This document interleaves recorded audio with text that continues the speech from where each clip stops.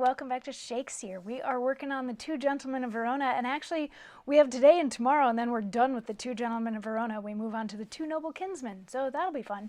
But anyway, we got to wrap all this stuff up, and today we get to hear from Valentine in Act 5, Scene 4, but we just finished Act 5, Scene 2 yesterday. So the interesting stuff that is happening in Act 5 is Sylvia has run away with Eglamour. Her father is aware of the fact that she has run away and suspects that Eglamour probably went with her because they can't find Eglamour anywhere else.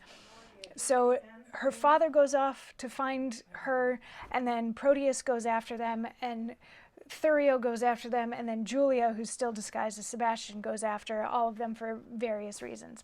Also, Julia has a weird respect for Sylvia because Sylvia wants Proteus to go back to Julia. So anyway, Act 5, Scene 3 is this really short scene where there's these three outlaws. Who do we remember met some outlaws before? But they have found Sylvia. They've captured Sylvia, and as it turns out, they grabbed her, but they couldn't get Eglamour. Eglamour was able to run away, but they've got her, and they're like, we need to take her to our leader, to our captain, to whatever. And she's like, oh, Valentine, only for you would I endure this. And that's basically Act 5, Scene 3. Act 5, Scene 4 starts out with Valentine saying, how use doth breed a habit in a man.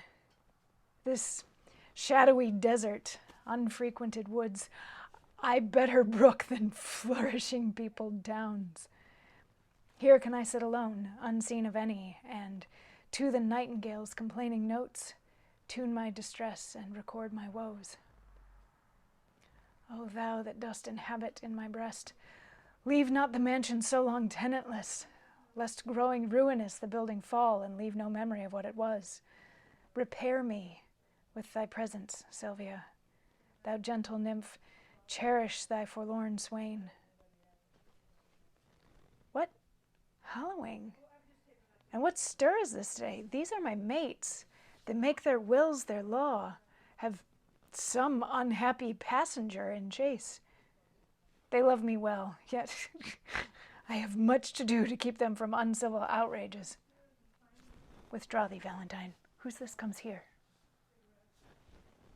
So he's lamenting the fact that he's not with Sylvia at the beginning of this piece. He's like, he actually is sort of enjoying living in the middle of nowhere, living in the forest and all of that sort of thing. He likes that better than living in town, but he's afraid that if he's away from Sylvia too long, his love for her will wane and die. So he is anxious to see her again, to rekindle their love, and he's, talking to the stars, saying, oh, Sylvia, show up. But then, dun, dun, dun, the three outlaws show up with their unhappy passenger in tow, that unhappy passenger being Sylvia. And he's like, these guys, they love me, but they've got tempers, and they're prone to doing bad things. So he decides he's going to step back and just watch what happens for a minute.